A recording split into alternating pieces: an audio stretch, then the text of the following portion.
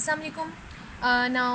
Welcome to my channel. Today I am discussing about the evidence of the nuclear reactions for the liquid oil drop model या collective model. ठीक है. अच्छा, before starting my video please like share my video subscribe my channel. जैसे कि मैं आपको पिछली video में अपना सारा बता चुकी हूँ liquid oil model collective model क्या है। ओके, अब एविडेंस इसकी पढ़ते हैं। एविडेंस में सबसे पहले तो हमारे पास एविडेंस न्यूक्लियर रिएक्शन की एविडेंस जो मेजर एविडेंस है ना वो न्यूक्लियर रिएक्शन में है। इस तरह से है कि हमारे पास कोई एक्स जो है वो टारगेट न्यूक्लियस है, ए हमारे पास जो है वो प्रोजेक्टाइल है। ठीक है, अब क्या हुआ इसमें सीन ये हुआ कि हमारे पास ये जो आप लोग देख रहे हैं स्मॉल ए, ये मैं प्रोजेक्टाइल को शो करवाने के लिए लिख रही हूँ। ठीक है, और जो हमारे पास एक्स है वो इस फॉर टारगेट न्यूक्लियस आ गया मेरे पास, और यहाँ पे जो सी आप देख रहे हैं ये कंपाउंड न्यूक्लियस है, और वाई और बी बाद में जो मेरे पास प्रोडक्ट्स आए हैं मेरे पास। ठीक है, वाई और बी आप फिशन फ्रेगरेंस कह सकते हैं इनको। ठीक है, जब हम इनको फिशन रिएक्शन में यूज़ करेंगे। ठीक है, अब मेरे पास क्या हुआ कि मेरे पास एक प्रोजेक्टाइल था, मैंने उसको फॉल कराया इस टारगेट न्यूक्लियस में। प्रोजेक्टाइल पर हैव्स और मे बी न्यूट्रॉन भी हो सकता है। अब क्या किया कि इस प्रोजेक्टाइल की जो एनर्जी थी ना इस टारगेट न्यूक्लियस ने कैप्चर कर ली। मतलब कि इस टारगेट न्यूक्लियस को के ऊपर जब हमने इस प्रोजेक्टाइल को बम्बार्ड कराया तो उसने क्या किया, टारगेट न्यूक्लियस ने इस प्रोजेक्टाइल को अपने आप में कैप्चर कर लिया, इसकी एनर्जी को कैप्चर कर लिया। तो ये क्या हुआ, ये जो प्रोजेक्टाइल था ना इसने अपनी आइडेंटिटी को लूज़ कर दिया। मीन्स डैट कि जब इसमें कोई एनर्जी ही नहीं बची तो सारी की सारी एनर्जी किसने कैप्चर कर ली, इस टारगेट न्यूक्लियस से कैप्चर कर ली, और ये वहाँ से ख़त्म हो गया, फॉरगेट हो गया। सारी की सारी एनर्जी इस टारगेट न्यूक्लियस में आ गई। इस टारगेट न्यूक्लियस के अंदर मौजूद जो न्यूक्लियस के अंदर जो न्यूक्लियॉन्स हैं उनके अंदर ये सारी की सारी जो एनर्जी थी प्रोजेक्टाइल की वो शेयर्ड इक्वली होगी among all the nucleons of the nucleus which are present in the target nucleus. So that's why it becomes एक कंपाउंड न्यूक्लियस। कंपाउंड न्यूक्लियस कैसे बना, इस प्रोजेक्टाइल की सारी एनर्जी न्यूक्लियस के अंदर मौजूद, टारगेट न्यूक्लियस के अंदर मौजूद जितने भी न्यूक्लियॉन्स हैं उन्होंने शेयर कर ली इक्वली सारे न्यूक्लियॉन्स ने, तो वो किस में बन के कंपाउंड न्यूक्लियस में। अब इन कंपाउंड न्यूक्लियस की एनर्जी क्या बढ़ गई। ठीक है, पहले ये स्टेबल फॉर्म में था, अभी क्या हो गया, अनस्टेबल हो गया। जब ये अनस्टेबल हो गया इसकी एनर्जी बढ़ गई, तो अब क्या होता है कि नेचुरली फिनोमेना हुआ। ये नेचुरल फिनोमेना होता है कि जितने भी एटम्स हैं, जितने भी एलिमेंट्स हैं इस नेचर में एग्जिस्ट करते हैं, जब वो अनस्टेबल होते हैं, कुछ एटम्स एलिमेंट्स होते हैं जो अनस्टेबल होते हैं, जो कि स्पॉन्टेनियस बिहेवियर को शो करते हैं, वो क्या करते हैं अपने आप को स्टेबल करने के लिए अपने आप को ब्रेक कर लेते हैं दो हिस्सों में। ठीक है, कुछ को हमें ब्रेक करवाना पड़ता है, कुछ खुद ब खुद ही कर लेते हैं। ठीक है, अब ये ऐसा था कंपाउंड जो कि अनस्टेबल था, अब इसके अंदर कैपेबिलिटी थी, स्पॉन्टेनियस रिएक्शन को शो कर रहा था, स्पॉन्टेनियस बिहेवियर प्रॉपर्टीज़ थी इसमें। इसने क्या किया, इसने अपने आप को दो हिस्सों में कन्वर्ट कर लिया, दो हिस्सों में ब्रेकअप कर लिया, जो कि एक वाई था और एक बी था, ताकि वो अपने आप को स्टेबल कर सके। तो ये जो चीज़ थी ये एक मेजर एविडेंस था with respect to the liquid oil drop model. Liquid oil drop model में भी यही होता है कि जब हम जितने भी पार्टिकल्स जो होते हैं मौजूद लिक्विड के अंदर, हम जो उनको कहते हैं कि वो ऑसिलेट करें विद सम एक्सटर्नल सोर्स, तो वो अपने आप को ब्रेक कर लेते हैं दो हिस्सों में। ठीक है, इसकी मिसाल में आपको ऐसे देते हैं कि उसके अलावा उसके अलावा हमारे पास जो नियॉन 20 है, नियॉन जो ये 20 है ना 3 तरह से बनता है। इसकी 3 डीके फॉर्मेशन है और 3 फॉर्मेशन है। इसमें या तो होता है कि सबसे पहले हम अल्फा पार्टिकल को या तो हम बम्बार्ड करा देते हैं ऑक्सीजन 16 में, इस तरह से प्रोटॉन को हम बम्बार्ड करा देते हैं फ्लोरीन 16 में, और इसी तरह से जब हम लोग क्या करते हैं गैमा को जब हम बम्बार्ड कराते हैं हम ठीक है, गैमा को जो हम बम्बार्ड कराते हैं नियॉन 20 में, तो यही बनते हैं ऐसी चीज़ें। ठीक है, इस यहाँ से हमारे पास 3 डीके प्रोडक्ट्स निकलते हैं। इसमें से हमारे पास प्रोडक्ट निकलता है कि हमारे पास हाइड्रोजन स्केयर आता है और साथ में हमारे पास जो है फ्लोरीन 18 निकल आता है, और इसके अलावा यहाँ से हमारे पास जो है न्यूट्रॉन 10 के साथ हमारे पास एज यू नो हमारे पास ऑक्सीजन 17 आई गेस निकलता है, और इधर हमारे पास हीलियम 3 आता है, और साथ में हमारे पास नियॉन 20 आ जाता है, दोबारा से फॉर्म हो जाता है। इस तरह से नियॉन 20 की ये फॉर्मेशन है। नियॉन 20 ऐसे कंपाउंड न्यूक्लियस में बनता है, इस तरह से अपने आप को इन 3 डीके मॉडल में डीके कर लेता है in order to stable themselves. ठीक है, एक तो ये एविडेंस है। दूसरा एविडेंस इसका फिशन का एविडेंस था कि जब फिशन रिएक्शन होता है तो फिशन रिएक्शन में भी यही सब कुछ होता है ना, कि एक ऐसी टारगेट न्यूक्लियस आता है, टारगेट न्यूक्लियस पड़ा तो उसके ऊपर हम न्यूट्रॉन को बम्बार्ड कराते हैं, वो कंपाउंड न्यूक्लियस में चला जाता है। कंपाउंड न्यूक्लियस जो वो अनस्टेबल हो जाता है, उसकी एनर्जी बढ़ जाती है, अपने आप को स्टेबल करने के दो फिशन फ्रैगमेंट्स में अपने आप को कन्वर्ट कर देता है, ब्रेकअप कर देता है। ठीक है, तो एक दूसरी एविडेंस हमारे पास ये होती है। उसकी शक्ल मैं आपको दिखा देती हूँ कि जैसे जब हम लिक्विड ऑयल ड्रॉप मॉडल है, ये सपोज हमारे पास लिक्विड ऑयल ड्रॉप मॉडल है, लिक्विड है, उसके अंदर मौजूद ये पार्टिकल है, ये नीचे गया। ठीक है, ये ड्रॉपलेट था हमारे पास लिक्विड का, जिसके अंदर ये पार्टिकल है, लिक्विड का ऑयल ड्रॉपलेट है। अब क्या हुआ कि जब मैंने इसको इस पार्टिकल को कहा कि ऑसिलेट करे, इसने पहले क्या किया, अपने आप को डंबल शेप में कन्वर्ट करना स्टार्ट किया। ये इसकी डंबल शेप, फिर इसकी डंबल शेप ख़त्म होने लग गई। देख रहे हैं आप, ये देखें इसकी डंबल शेप बिल्कुल ख़त्म हो रही है। डंबल शेप से ख़त्म हो गई, ये बिल्कुल कट होता जा रहा है और ये दो हिस्सों में कन्वर्ट हो गया। इस तरह से न्यूक्लियर फिशन में ये होता है कि मेरे पास न्यूट्रॉन था, ये मेरे पास न्यूक्लियस था, यूरेनियम-235 ले लेते हैं सपोज, ये फिशन रिएक्शन करा रही, इसमें से ये बन गया, जब इसने इसको ऑब्जर्व किया तो ये बन गया इतना बड़ा कंपाउंड न्यूक्लियस। सॉरी मेरे पास जगह नहीं थी इसलिए मैंने छोटे से शेप बनाई, ये बहुत बड़ा बनेगा। उसके बाद क्या हुआ, इसने अपने आप को स्टेबल करने के लिए सबसे पहले ये भी डंबल शेप में ऐसे जाता है, फिर कम डंबल शेप होती है इसकी ऐसे, इसके बाद फिर ये भी 2 हिस्सों में फिशन फ्रेगमेंट्स, ये इसके फिशन फ्रेगमेंट्स आते हैं, उनमें अपने आप को कन्वर्ट कर लेते हैं। ठीक हो गया। और ये यहाँ पे जो है इसकी स्फेरॉइडल शेप आती है, इसको हम स्फेरॉइडल शेप कहते हैं, और ये इसकी डंबल शेप।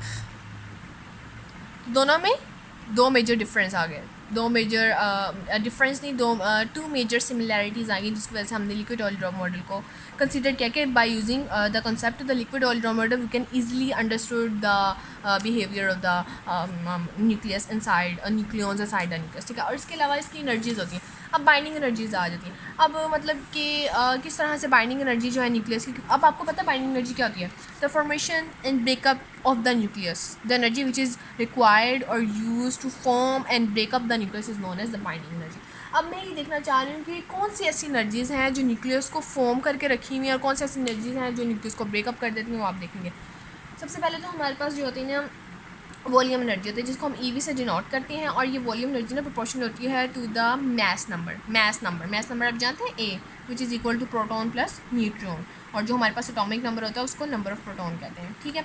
अच्छा, अब हमारे पास जो वॉल्यूम एनर्जी है ना बेसिकली प्रोपोर्शनल होती है ए के, जो हम इस प्रोपोर्शनलिटी कॉन्स्टेंट को हटाते हैं तो ये सी ए बन जाता है। ये बेसिकली कौन सी एनर्जी होती है, वो एनर्जी होती है जैसे मैंने आपसे पहले डिस्कस किया था अपनी प्रीवियस वीडियो में, जो प्रोटॉन न्यूट्रॉन है ना उनके मैसेज बहुत ज़्यादा हैं, वो इकट्ठे रह नहीं सकते न्यूक्लियस में, उनको इकट्ठे रहने के लिए अल्लाह ताला ने नेचुरली उनके अंदर स्ट्रॉन्ग न्यूक्लियर फोर्स रखी हुई है। तो जितनी ज़्यादा स्ट्रॉन्ग न्यूक्लियर फोर्स होगी ना उतना ज़्यादा न्यूक्लियस फॉर्म रहेगा, न्यूक्लियस टूटेगा नहीं। ठीक है। अगर आपके पास स्ट्रॉन्ग न्यूक्लियर फोर्स की वजह से ही प्रोटॉन न्यूट्रॉन आपस में एक दूसरे के साथ टाइटली पैक्ड होते हैं, जब वो टाइटली पैक्ड होते हैं तो न्यूक्लियस में एक स्फेयर शेप बनाते हैं, तो इस वजह से हमारे पास न्यूक्लियस एग्जिस्ट करता है। सो दैट्स वाई ये वो वाली वॉल्यूम एनर्जी है, और इस वॉल्यूम एनर्जी की वजह से हमारे पास न्यूक्लियस फॉर्म होता है, तो इस वजह से जो बाइंडिंग एनर्जी है वो क्या करती है, इंक्रीज़ करती है। अच्छा, दूसरी मेरे पास जो है जिसकी वजह से वो हमारे पास होती है ई एस, स्फीयर एनर्जी। ये बेसिकली प्रोपोर्शनल होती है to the surface area in which the nucleus are to be kept place. मतलब कोई तो जगह है ना न्यूक्लियस में, कोई भी सरफेस एरिया है जिस पे न्यूक्लियॉन्स पड़े होते हैं, लेकिन जो एक न्यूक्लियन होता है ना अपने नेबरिंग न्यूक्लियॉन के साथ उसका अट्रैक्शन ज़रूर होता है, लेकिन वो एक दूसरे के बहुत ज़्यादा फासले पर होते हैं, वो इतने ज़्यादा टाइटली पैक्ड नहीं होते, इस वजह से तो वो घूम फिर रहे होते हैं अंदर न्यूक्लियस के, टाइटली पैक्ड नहीं होते जिस तरह से सॉलिड या लिक्विड के गैस मॉलिक्यूल टाइटली पैक्ड होते हैं, इतने ज़्यादा टाइटली पैक्ड नहीं होते, लेकिन वो घूम फिर रहे होते हैं। इस वजह से वो जो टाइटली लेस पैक्ड होते हैं, इंटरेक्ट जरूर करते हैं लेकिन लेस टाइटली इंटरेक्ट होते हैं, जैसे कि हमारे पास न्यूक्लियस इंटीरियर के अंदर और जो मौजूद न्यूक्लियंस होते हैं उनके साथ इनका जो है लेस टाइटली बाउंडेड होता है, जिस वजह से ये जो है अब वो दूसरे थोड़ा सा दूर होते हैं, इस वजह से न्यूक्लियस को फॉर्मेशन करने के लिए थोड़ा सा मसला बनता है, इस वजह से उनकी वजह से बाइंडिंग एनर्जी कम हो जाती है। ये जो लोग होते हैं ना उनकी वैल्यू होती है ये C1 आप इनको कह लें, ये C2 A की पावर 2/3। ठीक है। और इसके अलावा फिर हमारे पास जो थर्ड एनर्जी होती है ना वो किसकी एनर्जी होती है, वो कूलम एनर्जी होती है। कूलम एनर्जी क्यों लगती है, कूलम एनर्जी प्रोटॉन पर लगती है। ठीक है। कूलम एनर्जी जो है पॉजिटिव चार्ज पार्टिकल्स, आपने पढ़ा होगा कूलम एनर्जी एफएससी के पार्ट 1 में, कि कूलम एनर्जी किस वजह से लगती है, 2 चार्ज पार्टिकल्स में लगते हैं जिनकी सेम नेचर होती है। ठीक है। और ये पॉजिटिव चार्ज पार्टिकल हो सकते हैं, नेगेटिव चार्ज पार्टिकल्स होते हैं। ठीक है। इन पे लगते हैं, इस वजह से नेगेटिव चार्ज पार्टिकल तो न्यूक्लियस में एग्जिस्ट नहीं करते, सिर्फ पॉजिटिव चार्ज पार्टिकल एग्जिस्ट करते हैं। चार्ज पार्टिकल पे ही कूलम एनर्जी लगती है, कूलम फोर्स लगती है, इस वजह से प्रोटॉन पर लगती है। और ये रिपल्सिव फोर्स होती है, रिपल्सिव फोर्स होती है आपको ये भी पता है। तो रिपल्शन की वजह से क्या होता है, प्रोटॉन आपस में एक दूसरे से दूर भागते हैं। अगर वो दूर भागेंगे, अगर वो आप इसमें साथ में नहीं रहेंगे तो न्यूक्लियस कैसे फॉर्म होगा, न्यूक्लियस तो form he jumble of proton neutrons होता है, से इनकी वजह से भी बाइंडिंग एनर्जी कम होती है। तो इसकी वैल्यू जो है वो बेसिकली वो होती है C3 और A की पावर -1/3। अच्छा, थर्ड जो हमारे पास आती है ना, एक तो वॉल्यूम एनर्जी आ गई, सरफेस एनर्जी आ गई, कूलम एनर्जी आ गई, जो हमारे पास होती है एसिमेट्री एनर्जी। ये जो एसिमेट्री एनर्जी होती है इसमें आपको मैं लेवल्स बनाकर दिखा देती हूँ। ये हमारे पास लेवल्स होते हैं, प्रोटॉन का पेयर आ रहा है, न्यूट्रॉन का पेयर आ रहा है, प्रोटॉन न्यूट्रॉन का आ रहा है, न्यूट्रॉन प्रोटॉन का आ रहा है, उससे आगे एक एनर्जी लेवल है। मतलब न्यूक्लियॉन्स के अंदर जो न्यूक्लियस का जो न्यूक्लियॉन्स होते हैं ना उनके भी मैंने जैसे आपको कहा उनकी एनर्जी फिक्स्ड होती हैं, नेचुरल में अल्लाह ताला ने फिक्स्ड की है कि मतलब इतने शेल में इतने न्यूक्लियस होंगे तो हम कहेंगे ये न्यूक्लियस स्टेबल है, अगर नहीं होंगे तो हम कहेंगे न्यूक्लियस अनस्टेबल है। अगर प्रोटॉन की ज़्यादती भी हो जाए उन शेल्स में तो भी न्यूक्लियस अनस्टेबल हो जाते हैं, अगर वो कम हो जाए तो भी अनस्टेबल होते हैं। स्टेबल कब होते हैं, जब उनकी फिक्स लेवल के मुताबिक उनके शेल फिल्ड हो, ना ज़्यादा हो ना कम हो, तब वो क्या होते हैं, वो स्टेबल होते हैं। इस वजह से एसिमेट्री यही है कि हमेशा वही न्यूक्लियस स्टेबल होगा जिसके अंदर equal number of proton neutron होंगे, उनके शेल फिक्स्ड होंगे, ठीक है, बैलेंस शेल होंगे। और इस तरह से अगर वो प्रोटॉन ज़्यादा हो जाएंगे या न्यूट्रॉन ज़्यादा हो जाएंगे तो वो अनस्टेबिलिटी की तरफ चला जाता है। तो एसिमेट्री जो होती है इसकी वैल्यू होती है a-2z का whole square divided by a होती है। और मतलब इसकी वजह से बाइंडिंग एनर्जी जो है काफ़ी हद तक हमारी डिक्रीज़ होती है, क्योंकि ज़्यादातर न्यूक्लियस जो हमारे पास अगर स्टेबल ना हो तो, ठीक है। अच्छा, लास्ट वाली जो हमारे पास होती है ना एसिमेट्री भी पेयरिंग टर्म होती है।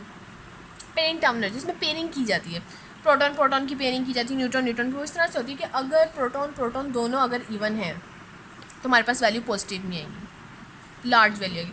अगर हमारे पास न्यूट्रॉन न्यूट्रॉन इवन है तभी हमारे पास वैल्यू लार्ज में आएगी, ठीक है। और अगर हमारे पास प्रोटॉन और न्यूट्रॉन दो पेयर आ गए हैं, वो भी इवन में है, तो भी हमारे पास वैल्यू आएगी, अकर करेगी, ठीक है। लेकिन अगर हमारे पास क्या हो कि न्यूट्रॉन हमारे पास जो है वो ओड हो जाए, न्यूट्रॉन न्यूट्रॉन ओड हो जाए, ठीक है, प्रोटॉन न्यूट्रॉन ओड हो जाए तो भी हमारे पास वैल्यू आ जाएगी। और अगर हमारे पास प्रोटॉन एक अगर हमारे पास जो है वो इवन भी हो जाए और न्यूट्रॉन हमारे पास ओड है तो क्या होगा, इनमें हमारे पास ओड होंगे तो वैल्यूज़ को हम सब्ट्रैक्ट कर देंगे, उनमें वैल्यूज़ कम हो जाएंगी। लेकिन अगर हमारे पास एक इवन आ जाए और एक ओड आ जाए, मतलब प्रोटॉन इवन आ जाए न्यूट्रॉन ओड आ जाए, तो हमारे पास कोई भी वैल्यू एग्जिस्ट नहीं करती, हमारे पास बाइंडिंग एनर्जी का जो आंसर होता है ना वो ज़ीरो आता है। सो हमारे पास जो पेयरिंग टर्म एनर्जी होती है ना उसका फॉर्मूला हमारे पास होता है अच्छा, इसमें C2 और C3 चलते जाएंगे, C4 है, ये हमारे पास C5 कॉन्स्टेंट टर्म आ जाएगी। इसमें हमारे पास वैल्यू का फॉर्मूला होता है -3 डिवाइडेड बाई 4, ठीक है। सो हमारे पास जो टोटल बाइंडिंग एनर्जी का फॉर्मूला आता है ना वो इस तरह से आता है, EV प्लस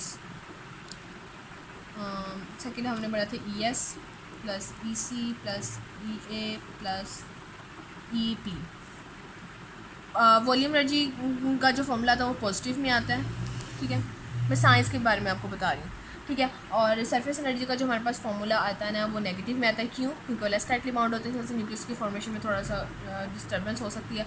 कूलम एनर्जी में क्योंकि रिपल्सन फोर्स होता है, इस वजह से एसिमेट्री में हम आप लोग ऐसा होता है क्योंकि ज़्यादा अगर न्यूक्लियस स्टेबल ना होंगे, इक्वल नंबर प्रोटॉन न्यूट्रॉन ना हो तो भी हमारे पास नहीं आ सकता, इस वजह से भी हमारे पास इसका आंसर नेगेटिव में आता है। और पेयरिंग टर्म में हमारे पास नेगेटिव भी आ सकता है और पॉजिटिव भी आ सकता है, क्योंकि अगर प्रोटॉन न्यूट्रॉन अगर और इवन का केस आ जाए, ठीक है। तो that's all the whole discussion about the liquid hydro model. I hope that you will understand my lecture. Thank you.